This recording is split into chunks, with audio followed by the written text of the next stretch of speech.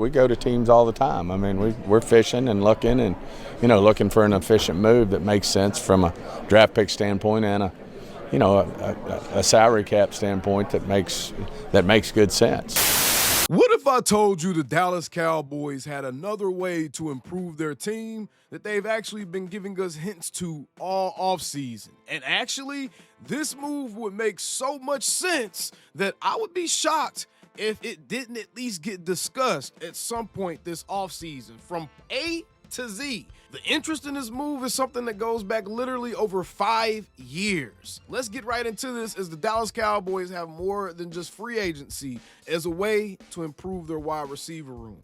Be sure to subscribe for more Dallas Cowboys content, and we're going to deep dive into this one because I think this is something we need to keep an eye on. I'm on to you, Jerry. There's a reason you're as quiet as you are right now. But one of the reasons Jerry may be so quiet, in addition to working on a contract for Micah Parsons, is the fact that the Cowboys could possibly be looking to make a move. And they may be looking to make a move for a guy that they've had interest in for literal years now.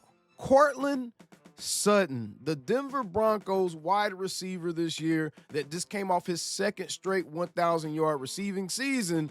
The Cowboys have had interest in Courtland Sutton literally since April of 2018, ladies and gentlemen. The interest goes all the way back then as far as reports that you can find connecting the Dallas Cowboys to the SMU product. Courtland Sutton did play college football in Texas, and so he has those Texas ties. You know, those Jones boys love to bring Texas guys in. And that's not the only article that's been connecting the Cowboys to Courtland Sutton. He's actually been connected to the Cowboys anytime there's been issues with the Denver Broncos. And we're going to get into that side as well, because I also went and looked at what the Denver Broncos side of things were talking about. And some of this is actually starting to meet, and I think it may collide in the middle here for a very interesting peak. So the Cowboys actually were also attached to Courtland Sutton's name last offseason when the Broncos were in a standoff with Courtland Sutton, as he did not appear to certain team workouts, OTAs and stuff like that, because he wanted a pay raise. He wanted to get paid fairly, according to him. He didn't want to get like highest paid receiver or anything, but he did want a pay raise, as he's only set to make $14 million this upcoming season. He looks to probably want something around the $22 to $25 million range. But the Denver Broncos may or may not be as sold on a Courtland Sutton. They refused to pay him last offseason. He ultimately did end up playing for them. But the same thing is an issue this offseason, as he only has 1 year left on his contract. And I'm about to loop this, man. I'm about to loop this back in, y'all, because there's a lot of breadcrumbs here that says this makes a ton of sense right here, right? Again, the Cowboys are also linked to Courtland Sutton as a trade candidate in August of this past season as well. So his name came up with the Cowboys in June. His name also came up in August of this past season. And if you take a look at the Broncos side of things, they're talking about the fact that he is due for an extension, and they're not really sure the Broncos are in love enough with him to extend him and make them their number one receiver, essentially, because that's what the Denver Broncos would be doing if they get a guy like a Courtland Sutton.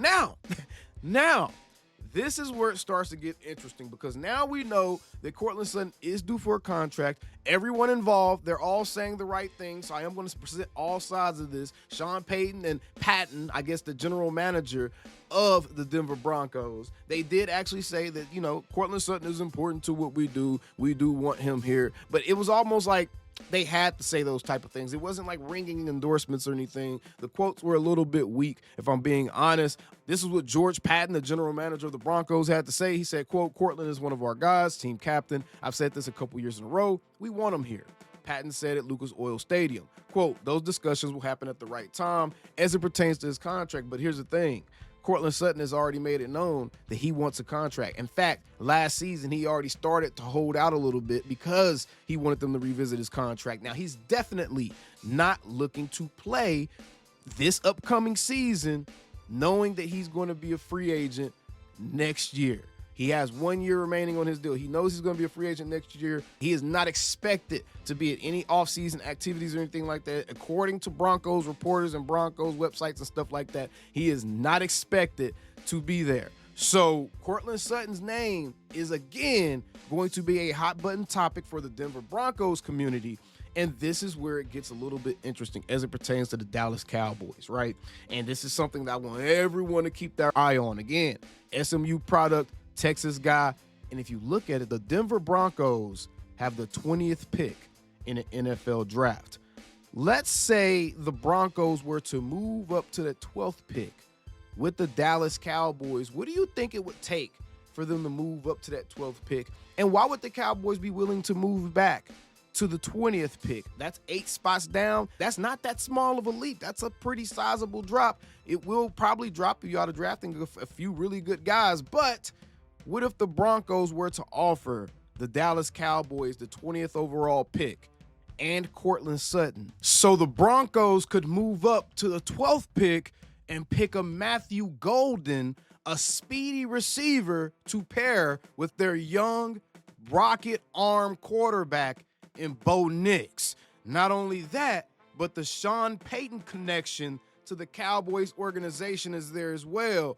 This would be something I could see old friends doing to kind of help scratch each other's backs. You get the Broncos off of that expensive wide receiver contract as they are still trying to navigate through all that dead cap money and just the cap hell that they were just recently in. And they get to draft a young receiver to grow with their young stud quarterback. So then the Dallas Cowboys could move back to that 20th pick and draft someone that is actually projected to be around in that range by most people, by most sites that you look at. What if the Dallas Cowboys are able to kill 2 birds with 1 stone and trade for a Courtland Sutton after they've made all of this cap space with these moves that they've made? They have plenty of cap space to be able to sign another guy making $20 to $25 million a season if it was make sense for them. They can absolutely do it, and depending on how the contract is structured, it could probably hit for a little bit less than that on the cap. So they can absolutely do it from a cap perspective. And that's essentially giving you an A.J. Brown, Devontae Smith type of dynamic as far as how you're paying your receivers. If you want to copycat the Eagles, that would be a perfect way to do it.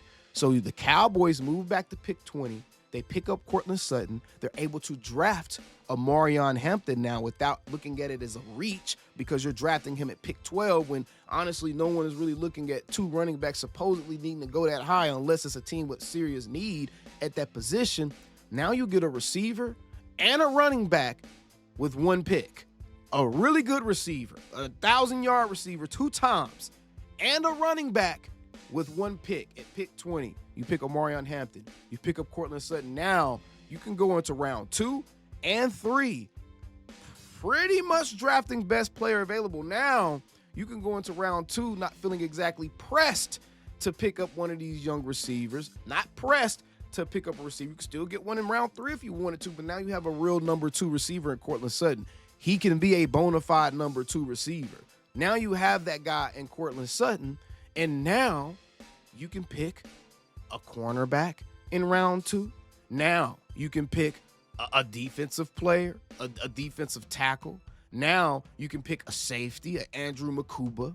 Now you can really pick best player available because you've taken care of the 2 positions that you know as a team you want to take care of in this draft early on. Omarion Hampton, Courtland Sutton. That sounds like a hell of a day 1 experience to me if you're a Dallas Cowboys fan. What do you think, ladies and gentlemen? And it makes all the sense in the world, and the trade makes all the sense in the world. You get your number 2 receiver, you get the 20th pick, you get to draft Omarion Hampton, most likely at number 20. Now you have your starting offense essentially taken care of right there in round 1. It's best pick available the rest of the way. I think that's probably the best course of action for the Dallas Cowboys, ladies and gentlemen. This is something I kind of briefly floated to, my guy Landon. My guy Landon reached out to me yesterday. He reached out to me yesterday afternoon, and we kind of briefly talked about it. And I let him know, hey, these are probably some of the trade targets that I would look out for, because I don't think the Cowboys are necessarily going to go after a free agent. I think that they very well could trade for a guy during the NFL draft, depending on how the draft shakes out. And that's probably why we're not seeing a lot of activity as it pertains to them trying to seriously bring in any of these free agent wide receivers that are still remaining on the market. Because why do that when you can get a younger Courtland Sutton that'll fit into that natural wide receiver 2 role, and he can actually be on the team for the next 3 or 4 seasons, right? Why would you do that? But what do you think about this down in the comments below? Let me know. And until next time, how about them Cowboys? Calling me, texting me, paging me, asking me, am I still them boys? Y'all usually check on me. Listen. I'm still them boys. Hey! Woo! Oh, shut up, my boy. Hey! I'm still them boys.